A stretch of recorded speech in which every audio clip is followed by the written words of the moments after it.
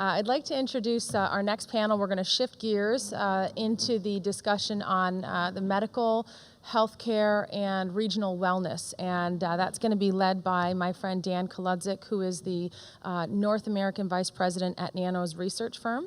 I first met Dan when I was a visiting faculty member at his initiative, the Binational Executive Seminar that he talked about earlier today. So I'm going to hand the mic over to you, Dan.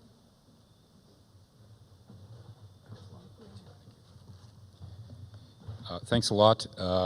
If I can just call up our panel members. Marta, I'll read your stuff as you're coming up. Marta Lardy Anderson is Executive Director of the Cross-Border Institute at the University of Windsor. Marta's worked primarily in infrastructure and border policy development and implementation. She's played a leading role in establishing the programs and strategic direction of the Institute. She currently concentrates her efforts on a cross-border healthcare initiative, which we're going to hear about, which is focused on expanding and formalizing cross-border medical research with respect to clinical trials and data collection. Another very small project she's working on is the building of a piece of infrastructure. I think it's called the Gordie Howe International Bridge, so just a sideline. Barry Wright is Interim Dean in the Goodman School of Business at Brock University. Prior to his role as Interim Dean, Barry was Director of the Niagara Community Observatory, where he's worked in partnership with the Niagara community to foster, produce and disseminate evidence-based research on current and emerging issues. Barry's research centers primarily on leadership issues and change and its influence on organizational members. Barry provides a variety of training and research consultations to Canadian business and not-for-profit organizations. He presently serves as board chair of the Niagara Health System. And I think we'll just start with Marta. Did you want to just talk from your chair? And okay. Use this, I assume. Just very quickly, I am from the Cross-Border Institute at the University of Windsor under the direction of Dr. Bill Anderson. We work at the Cross-Border Institute, established since 2008, on taking a look at hard data, analysis of data, and using that data, use it to form opinions, guidance, so that we can put together interesting pieces of educational material and suggestions to government, private sector, on how we can make land border crossings work better. And in our case, we're quite focused currently at the Ambassador Bridge in Windsor. At the Cross-Border Institute also, we bring together a multidisciplinary approach to our analysis. We include engineering, economics, social sciences management, and also law. Specifically on the Cross-Border Medical Research Initiative, we've always known that there have been large numbers of medical professionals that cross from the Windsor-Essex County area into the southeast Michigan area. And we've wanted to take a look at this large number of personnel. And in doing so, and just so we quantify that, there's approximately 3,500 medical personnel that cross the Ambassador Bridge or through the tunnel, Windsor-Detroit Tunnel, on a daily basis. We wanted to, in looking at these numbers, we've also we also took a look at the research that's happening at the University of Windsor, and there are three large researchers that do quite a significant amount of work, and are involved in collaborative relationships with institutions in Southeast Michigan. And within our work, and this fits nicely within our work at the Cross-Border Institute, because we're trying to take a look at what it is that we can do to facilitate, of course, the movement of goods and people, and to facilitate the growth of some economic activities that don't usually happen in that area. And medical research is one of those areas. In part of our perspective is also looking at it from a regional perspective, so that we treat Southwest Ontario and Southeast Michigan as a region, which would not come as a surprise to a lot of people. Just answering the question why this would make sense for us in this region, if you take a look again at some numbers, there are approximately 66 medical institutions, hospitals, and the like within the region, 20 universities and colleges within which medical research can and does take place. So it reinforces the concept that we should be looking at opportunities to support and grow this sector of the economy. Working very closely with other agencies and folks in the Windsor-Detroit area who are also involved in the medical research activity. We work very closely with the Windsor Cancer Research Group, Hotel Dieu Grace Hospital. We've been involved with the Hacking Health Windsor-Detroit initiative through WeTech, the Detroit Economic Growth Corporation, Windsor Essex County Economic Development Corporation, et cetera. Again, with the view of how we can expand on the activity of medical research. We are also looking very quickly at expanding the clinical trials aspect of medical research as well. We're not focusing on that at this point, but it is something that we're interested in pursuing at some point. At this stage in our research, we've been talking to government agencies, namely the Privy Council Office and the Canadian Border Services Agency. And what we're looking at is an opportunity to expand on programs that are already in place, the Trusted Trader and Trusted Traveler programs, so that we could encompass the activity that's happening with the medical research. We're looking at the possibility of expanding the definition of these programs to include a trusted researcher program so that we could identify some of the obstacles in expanding the research activity and facilitate the research activity. There's been, I think, a very positive reception by these two government departments, and we'll further, we look forward to continuing that discussion in the near future. I think that's where I just want to end, Dan. And great, Marta. That's great. Well, I'm sure we'll get back to it in a conversation. Barry, did you want to start? I have a few slides. Yeah, absolutely. Yep, absolutely. Well, bonjour, mesdames et messieurs. Welcome, ladies and gents. There's 2 official languages, got it in. You can tell now which side of the border that I hang out most of the time on.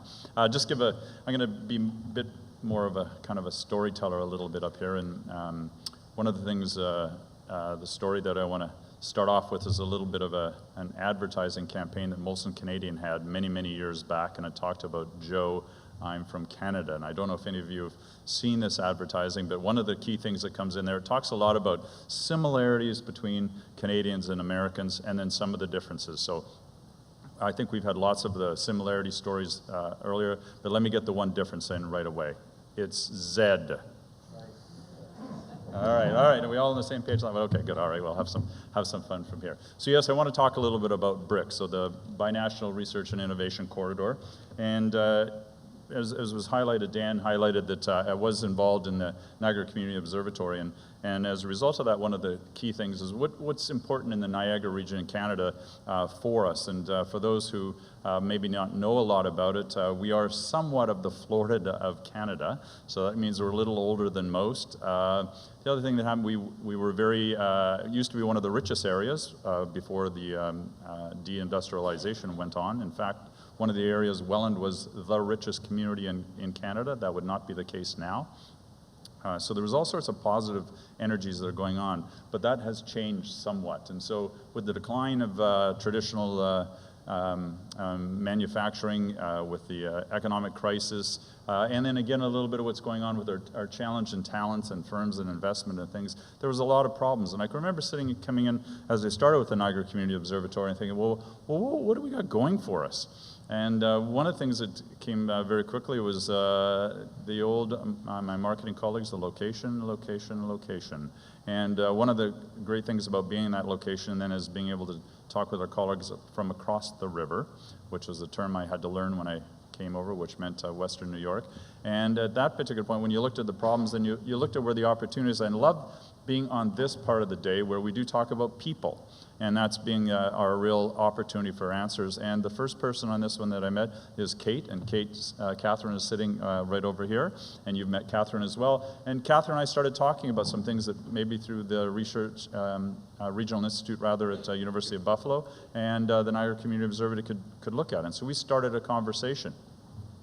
And when you start a conversation, sometimes you carry that conversation and talk to people. And at that particular point, Dan was also working at Brock University as our government relations office. And I said, well, we're talking with Dan, and Dan said, oh, well, and he said, have you ever thought about going across the river to the medical campus in Buffalo? And I'm going, I didn't know there was one.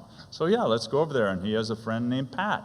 And so we go over and visit Pat. And we're walking around and seeing all this wonderful things that are taking place on this campus. And again, I was wearing my hat from the Goodman School of Business, from the Niagara Health hat and everything. I'm looking at it and I'm going, wow, I'm in pure awe of all the cool things that are just across the river that I didn't know about.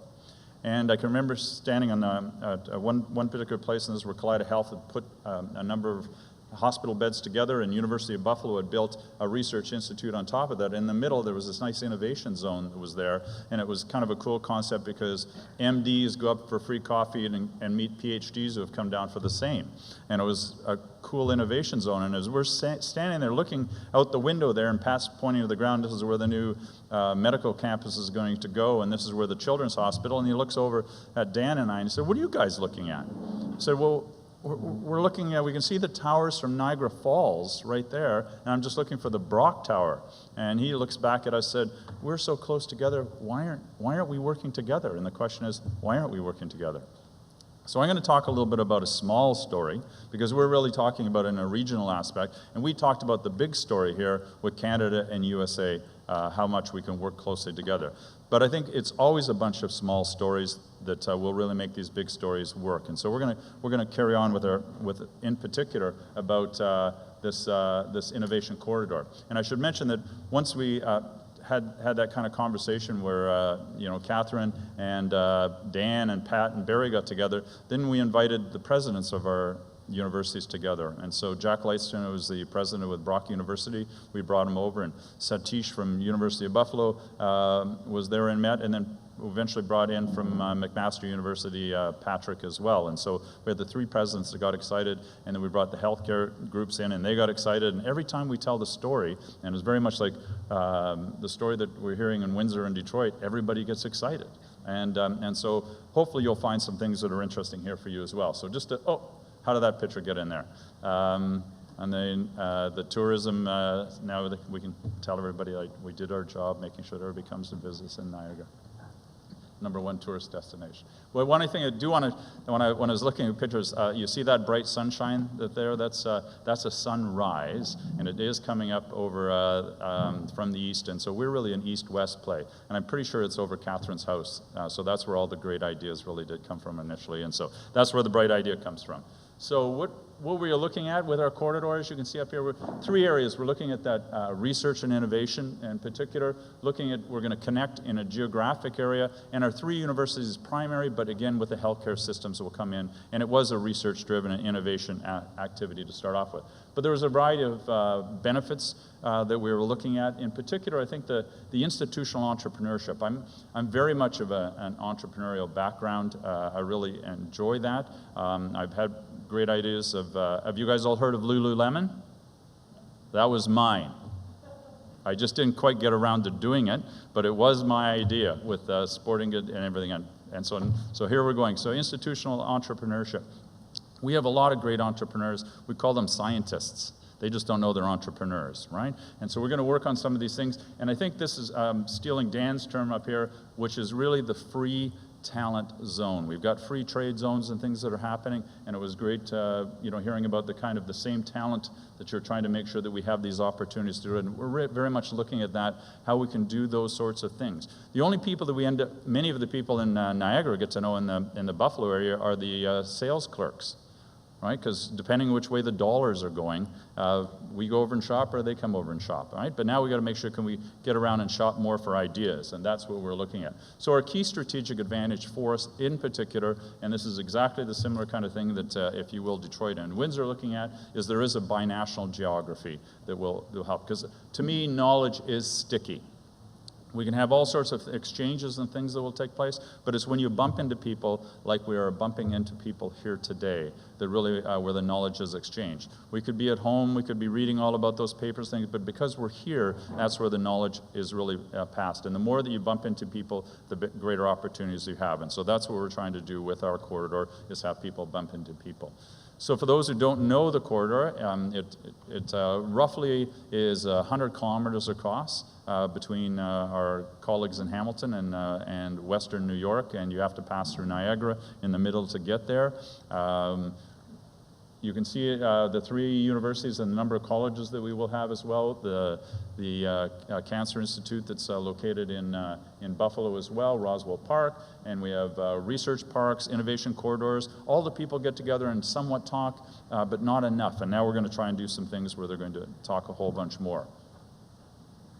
And if you look at the numbers that are up there, it's pretty big, it's pretty staggering. I don't think we recognized how much takes place in this, if you will, this greater Niagara area before we started kind of doing the math and adding things up. And so there is a number of assets that are there, and it's a matter of, can we now develop these assets in a positive way. And what's been very positive for me being here is I've heard how other groups have done this in certain areas, and so where the aerospace industries here in Ohio and in Montreal. And so there's very positive things that we can look at. Key thing is that we're looking at is to be able to develop these areas, but let me just show you the models. Let me speak to these ones that we're going to look at initially. So the first thing is the asset mapping, and actually we're well along on that journey, knowing exactly what we do have in both backyards, but doing that has been very fortunate for us. We've had a meeting yesterday about one of the assets that happens at Hamilton Health Sciences, what they have, and other people are looking at it and said, oh my goodness, we didn't know you have that. And in some respects, what we're doing then is trying to leverage the border, because what happens in Canada is different than what happens in the United States. And so we can play to each other's strengths and make sure that that's a positive thing. And so rather than, what was the drinking game yesterday, the border, thickening of the border, we're okay with the border. I think that's the fun part of where our opportunity is right here. We're saying, okay, for all the right reasons, the border's evolved to where it is, and it's just a matter, okay, well, how do we make use of the border? How do we leverage the border to help on both sides? And so that's what we're looking at. So we have this opportunity then to market unique services, and so we know that genome sequencing is very high, near and dear in the University of Buffalo, and in fact, we understand that was probably the first place that some of that ever happened, and we're going, they have a great asset. We don't need to invest millions and millions of dollars to be able to, we'll just use it. And so these are the kind of things that we can look at. We are trying to translate the research that is happening in those 3 offices, and this is one area that I've done some research on, and quite frankly, universities are not that great on tech transfer. Right? We are pretty good on developing some good IP, but we're not very good on translating it. And so when we've looked at some of the places that have done it well, and University of Arizona with their furnace model works out quite well. And so what they do is they allow scientists to remain scientists. They will carry on doing all the good things they do, and we're not trying to make them into entrepreneurs. What we're going to do is we'll have entrepreneurs that will come up and talk to them. And so it's sort of, here's what I've got, and then the entrepreneurs can say, wow, we could maybe work with you on that. And then we'll exchange some IP ideas, and some good things will happen from that. And so we have a collection already from the 3 universities and the health centers that we're going to be going to the entrepreneurial market to see who would like to buy into that model. On the other side, and some of our speakers talked about this earlier, was we'll also let those who have problems, and that's the healthcare system, and they'll be able to come in and talk to us. So a little thing called C. diff, right? Big problem in hospitals. People come in semi-unhealthy and they die in hospitals because they pick up a whole bunch of germs that we can't get rid of. So let's talk about some people, that people are out there and say, okay, we got a problem, entrepreneurs, come up with some solutions for us. And there's a host of them. The one little example we had, We just built a new hospital in the Niagara Health System, so 1 million square feet of care, and we're moving people all around, back and forth. But one of the things we ran into problem, we didn't have more staff to be able to move patient A over to get a picture taken on them back. And so we worked with some IT companies, and we worked out, and they came up with an Uber app. And so instead of going and picking up patient A, take them over there, and then going back to your main office to figure out who do I go to next, you just went to your app and said, oh, there's a call for you here. And they just went there. And what we found, the same number of staff, we were able to do 150% more deliveries in half the time. And so it was a significant improvement for us by working a little bit with entrepreneurs in our community, and so very positive. We're going to carry on doing some things like that with the healthcare ecosphere. And then we're looking at some global opportunities. One of the things that Pat Whalen was working hard at in Buffalo was trying to bring clients from other parts of the world to what he called Landing Pad North America. And one of the things that happened was that they would say, well, where is Buffalo? And then he'd say, well, we're in Niagara. And everybody remember, okay, we remember those falls? Well, those are kind of known around the world. So then he'd say, okay, well, Niagara. And then he'd also say, and by the way, I can deliver Canada. And people are going, well, aren't you all the same? And of course, we're not. And so being able to be in a situation where you can afford that opportunity to be able to, California's the 51st state, we call it Canada, 35 million, the same sort of thing, to be able to afford that to other opportunities as well. And in the carry on the conversation with the corridor, where the model worked really well, and this one client that Pat was looking at, and they were looking at another place in the United States, and in particular was ocular aspect. So, well, how many scientists do you have? And Pat said, well, we have 30 doing that at the University of Buffalo. And they said, well, this other place has 50. And then it was kind of like, well, so why would we talk to you? And then Pat called McMaster University and said, how many people do you have working on that? Oh, we have 30. Pat called him back, we have 60.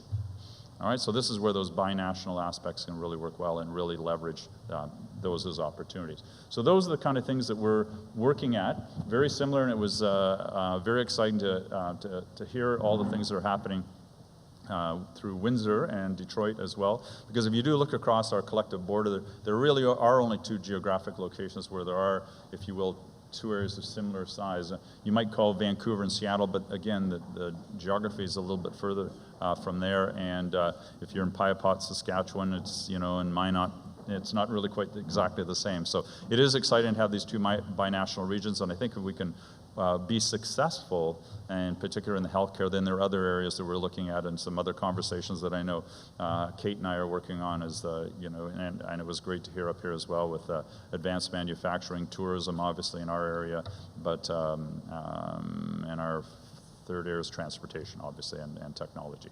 So thank you very much. I'll turn it back to you, Dan. Thanks a lot, Barry. I have a couple of quick questions, and then if anyone else has any, we can certainly turn it to the floor. Clearly, what we're talking about, because we're looking at a binational geography, we're really, and while we're talking about regional wellness, we're talking about healthcare, but really as economic drivers. The key thing here, we heard it a little bit earlier, and I'm sure we'll hear it in the next panel, it's talent, it's people. If in the old economy or in the economy that we're still trying to rev up, which is advanced manufacturing, the movement of goods is critical. Absolutely. But in an innovation economy, talent is a global asset that everybody is competing for. Universities are seeking students to come in globally from global markets. Where we find in Windsor, Detroit, and in Hamilton, Buffalo, is an opportunity to look at a geography where you're able to move talent across that border. And Marta, I want to ask you, how receptive is PCO in this regard? What is the thoughts? Do they understand the challenges that are in place when it comes to the actual movement of people, not as tourists, not as business people, but actually as researchers and let's call them innovators, if you will? I think they understand it very well. I think that they recognize that there are, and it's just I think from what we've seen and from what they've agreed, that in the interest of trying to catch as many folks in a net that crosses the border, unfortunately, too many folks get caught in that net when we should be looking at programs that are established, that work by and large, like the Trusted Trader, Trusted Traveler programs, and focus in on a way of expanding those premises on those programs to something else that makes sense. I think from their perspective, it's a much easier line between A and B than creating a whole new set of rules and regulations for a specific part of the economy. I think that's where our success has been to date, is that we're not asking government for new rules and regulations or as we were talking earlier, Barry, about new infrastructure. We're asking them to expand on something that's already in place, to include a segment of folks that have a track record for accomplishment, for obeying the law, for being lawful participants in the economy, and let's extend to them something that is already working for another set of the economy. So it's a roundabout way to getting to your question, but I hope that touches on what you were looking for. That's great. Yeah, absolutely. Thank you, Marta. Barry, you had mentioned the notion that the idea here is to turn the border from a liability into an asset. And I know that it's still in very early stages of discussion, but I wouldn't mind if you could share the conversation regarding international student recruitment and how using the challenges on both sides of the border to actually a mutual benefit, if you will, and particularly the business school recruitment. Yeah, one of the things that is a competitive advantage at the moment, and I know that there's some movement the other way, or future on that, is ability for international students to stay in Canada. So if you've had an opportunity to come and study, for example, in our an MBA program, if you're in Canada for 2 years, then you have a somewhat of a fast track to be able to hang out with us for another 3. And then so you get 5 years to decide if you'd like to maybe stay with us for a little longer, and we have the same opportunity to look at that 5-year model to see if we'd like you to stay with us. My understanding is it's a little different path in the United States, and so I've had some conversations with our colleagues at UB. Some things we are looking at, so how can we work out quite well? The UB does an unbelievably great job on bringing international students in, and we are pretty good at it as well at my university. And so the thing in talking with my colleagues is perhaps we can get a joint degree even. So you'll come over for the very first year. You'll take your first year, the foundational year at University of Buffalo, and then the second year you'll come over to Brock University. But instead of staying for 1 year, it'll be kind of somewhat of a possibly 2-year. We'll have conversations with to see if that make a change. But they're going to come over, but it'll be a different model. You're going to come over and start a company on our side. So you'll actually come over and work as an entrepreneur. And so your second year of your MBA program is actually starting it. If it just so happened to be in a biohealth related area, that would work out quite well. So we have dual degree programs right now with a variety of different countries. Unfortunately, not with the United States. And it would make total sense to be able to do these sorts of things. So it affords us another opportunity to work with our close colleagues about things that would be a win-win. And so we know already the student would come in, the border would somewhat disappear for that individual because they can be on both sides of the border because of the dual degree program. And so when they do start a company, and one of the big challenges is, as any of you that are aware of, is the scalability. And so if you come into Windsor and Detroit or into Niagara and Buffalo area, and you're already working on both sides of the border, the river, then you've already started to do the tough thing and the scalable, which is go international. And you're going to start there. And we think that will be a big positive. Great, thank you very much. Any questions from the floor at the moment?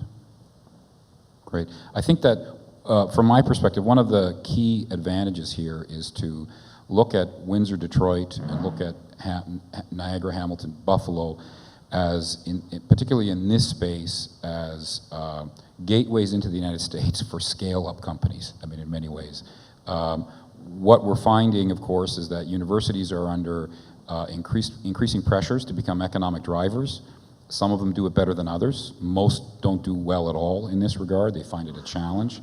In the Hamilton-Buffalo corridor, There is a vehicle, if you will, that's being established to assist in driving that kind of benefit.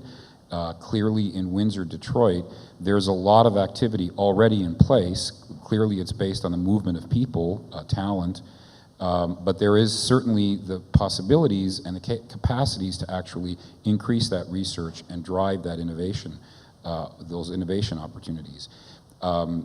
It's not only in Waterloo, it doesn't happen just in downtown Toronto. There are a lot of things that are going on in other parts of the province and the country on both sides of the border. But I find that what's happening right at the border is an opportunity to actually not only drive things out from that space into the broader marketplace, but actually use those cross-border regions as soft landings in North America for global talent. So you're attracting people from around the world to come into that marketplace. And if they're able to operate on both sides of the border, it's a much more easier sell to bring those folks there if you've got the right ecosystem. So I think that's what we're kind of talking about here. And with that, I think Laurie will save some time and move on to the next session. Thank you very much. Thank you, Barry. Thank you, Marta.